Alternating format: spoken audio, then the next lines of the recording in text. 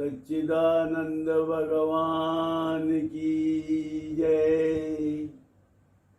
कल के एपिसोड में हमने ये चर्चा की थी कि जो जैसा है उसको वैसा देखें, जाने, महसूस करें तो हमारा ये जीवन भी सफल हो जाएगा जब तक जिएंगे, और हमारा आफ्टर लाइफ जो सदगति या मुक्ति भी मिलने की संभावना है।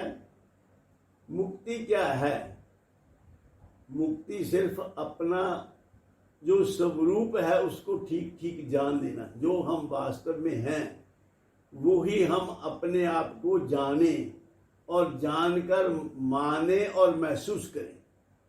जानना, मानना और फिर अनुभव करना। जानना कैसे होगा? सुनने से। सुनना, समझना, मनन करना, चिंतन करना, ये सारी स्टेजें हैं। श्रवण, मनन, निधिध्यासन। पहले सुनोगे, सुनोगे नहीं तो समझोगे क्या? समझोगे नहीं तो सुलझोगे कैसे? तो इसलिए पहले सुनना है, समझना है, फिर जीवन को उसके मुताबिक बनाना है। ये अब हम क्रम करते रहे, यही साधना है। ये जो लिबरेशन, मुक्ति या जो भी कहें सेल्फ रियलाइजेशन, ये एक दिन में नहीं होती। जैसे जो आम में पका हुआ आम जो है, हम पका हुआ आम तो देख लेते हैं, लेकिन जो प्रोसेस है उसका, वो पहले आम किसी ने उसका बीज बोया, फिर उसमें पानी लगाया, फिर उसमें खाद डाली, फिर सारा कुछ होने के बाद फिर फूल लगे, फल लगे, फिर रस पड़ा, उसमें फिर पका। तो ये सारा प्रोसेस है। हम फल की तरफ ही केवल दृष्टि ना रखें, हम प्रोसेस को फॉलो करें। जो देखो, फार्मर जो है, किसान जो है, वो पहले हल चलाकर धरती को तैयार करता है, फिर उसमें बीज बोता है, उसकी गुड़ाई और पुताई और जो जो कुछ करना पड़ता है, सिंचाई सब करता है। लेकिन उसमें पौधे में फूल निकलना, या उसमें फल लगना, या उसमें जो कोई क्रॉप उसमें लगनी है, वो उसका काम नहीं। उसमें कुछ नहीं कर सकता फार्मर। ऐसे ही हमें भी अपने जीवन को दिन ब दिन सत से सत की ओर लेके जाना है। अपनी बुराइयों को छोड़ते जाना है, और बुराइयों को छोड़ते जाना है और समझते जाना है। समझ के हमने, जो हम साधु संत देखते हैं, हम किसी बहुत अच्छे संत के पास जाते हैं तो हमें बैठकर उनके पास चरणों में बैठ के सुकून मिलता है। वो जो उसके पास जिसके हम गए हैं, वो एक फिनिश्ड प्रोडक्ट आपने देखा है। उसके पीछे उसकी कितनी मेहनत है वो भी तो देखो। उसने भी ये जर्नी, इस मुकाम पर पहुंचने से पहले कितनी तपस्या की थी।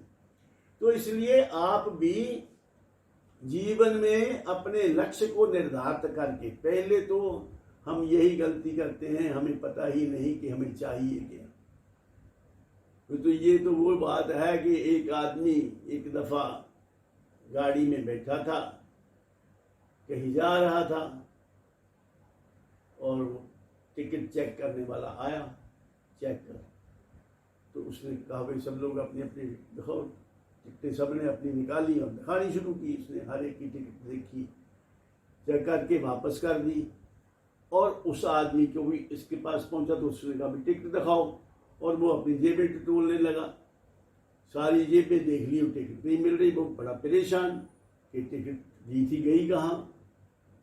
तो वो टिकट चेकर समझ गया, भाई उनका रोज का काम है। वो समझ गया भी इस बंदा ये विदाउट टिकट नहीं है, टिकट तो इसने दी है। तो उसने कहा, भाई देखो कोई बात नहीं, तुम, मुझे लगता है कि टिकट तो आपने जरूर खरीदी है और अभी आपको नहीं मिल रही। तो परेशान होने की बात नहीं है, आप आराम से ढूंढ लो, मैं आगे टिकटें चेक करके फिर आ जाता हूँ। तो उसने कहा, मुझे इस बात की परेशानी नहीं है कि टिकट नहीं मिल रही। अब परेशानी इस बात की है, मुझे पता नहीं मुझे कहाँ जाना है। अब आपको इस बात पे तो हंसी आती होगी भी उस आदमी को गाड़ी में बैठा उसे पता ही नहीं कहाँ जाना। हाल हमारा तुम्हारा सबका यही है। हम जीवन रूपी गाड़ी में तो बैठे हैं, जीवन यात्रा हमने शुरू कर दी है, गर्भाधान के बाद यात्रा शुरू हो गई। जो भी हम कर रहे हैं, हम अल्टीमेटली तो हम शमशान की तरफ ही जा रहे हैं। जैसे नौका में सवार हो गए और नौका चल दी तो प्रति क्षण वो दूसरे किनारे की तरफ ही जा रही, दूसरे किनारे की तरफ जा रही है। जिस किनारे पर जाके उतरना है, नौका का और उस किनारे का डिस्टेंस प्रति क्षण कम होता जा रहा है, यानी मौत की तरफ बढ़ रहे हैं हम। जो भी कुछ कर रहे हैं उसके अलावा ये भी एक फैक्ट है कि हम मौत की तरफ बढ़ रहे हैं। पैगाम जिंदगी का दिया मौत ने मुझे, मरने के इंतजार में जीना पड़ा मुझे। हम मरने के लिए ही इंतजार कर रहे हैं और मर रहे हैं। दरअसल हम जी रहे हैं और मर रहे हैं। Both are happening simultaneously. जब हम एक ब्रेथ अंदर लेते हैं तो ये जीवन है, जब ब्रेथ बाहर जाता है तो ये मृत्यु है। एक ब्रेथ कम हो गया, हमें गिन गिन के ये ब्रेथ मिला है। ये जो सांस है हमको गिन गिन के मिले। तो इसलिए करना क्या चाहिए? करना यही है कि पहले अपना लक्ष्य निर्धारित करो। उस आदमी की तरह न करें कि जो गाड़ी में बैठ गया और ये पता ही नहीं कि उसने जाना कहाँ है। तो लक्ष्य निर्धारित करके उस लक्ष्य की प्राप्ति के लिए प्रयत्नशील रहें, यही बुद्धिमानी है।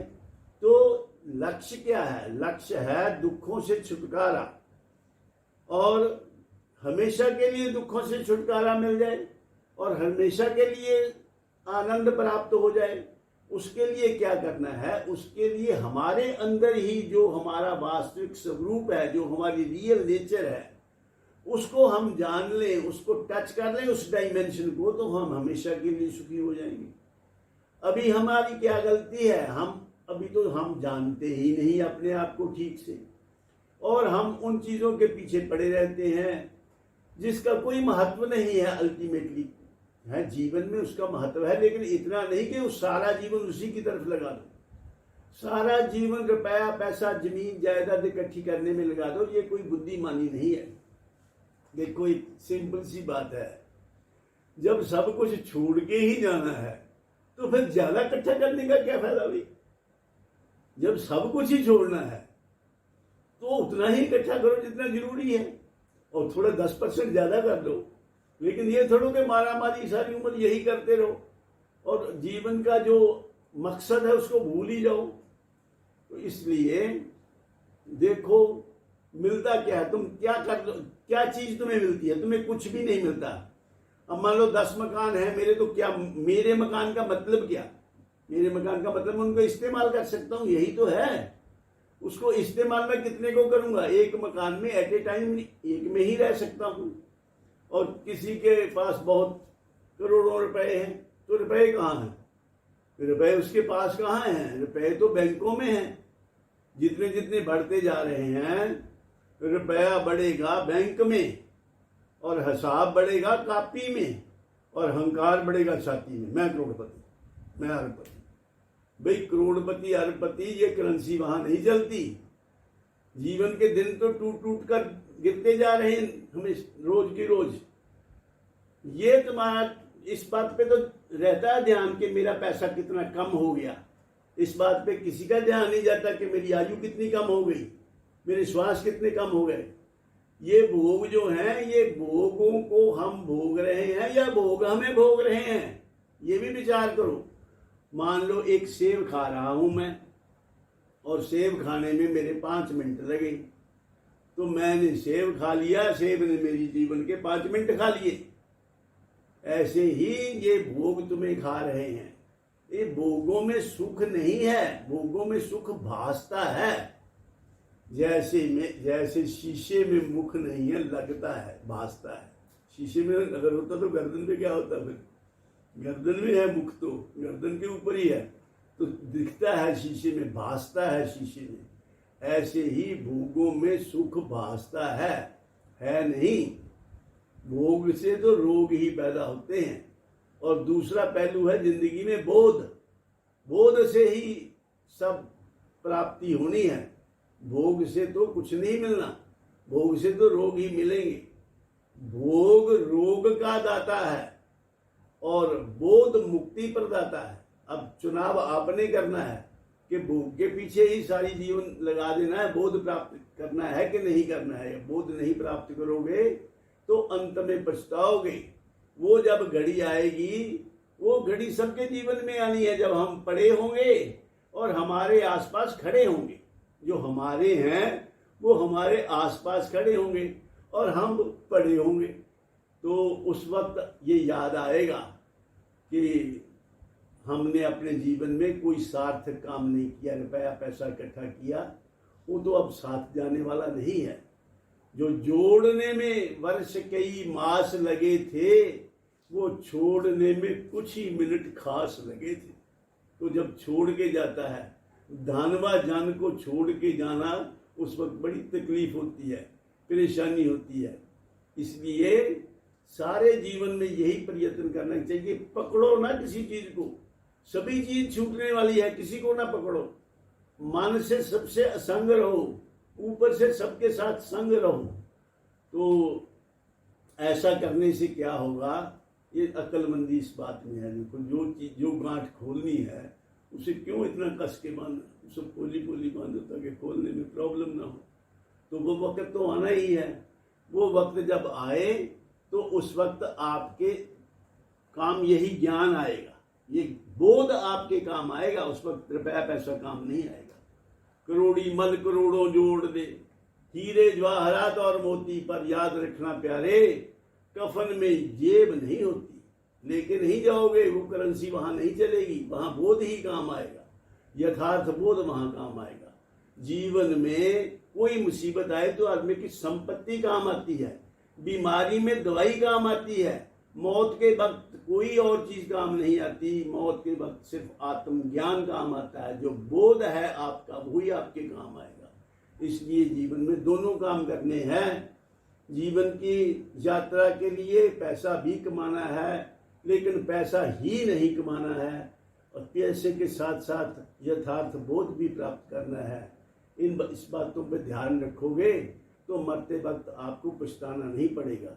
इन्हीं शब्दों के साथ मैं अपनी वाणी को विराम देता हूँ और आप सबके कल्याण की कामना करता हूँ। परमात्मा आपके जीवन में यथार्थ बोध, ज्ञान, भक्ति और सुख आनंद दे। आप जब तक जिए सुखपूर्वक जिए। इन्हीं शब्दों के साथ आज का ये एपिसोड खत्म करते हैं। बाकी की चर्चा फिर कभी करेंगे। सर्वे भवन्तु सुखिनः, सर्वे सन्तु निरामया, सर्वे भद्राणि पश्यन्तु, मा कश्चित् दुःखभाग् भवेत्। ओम शांति शांति शांति।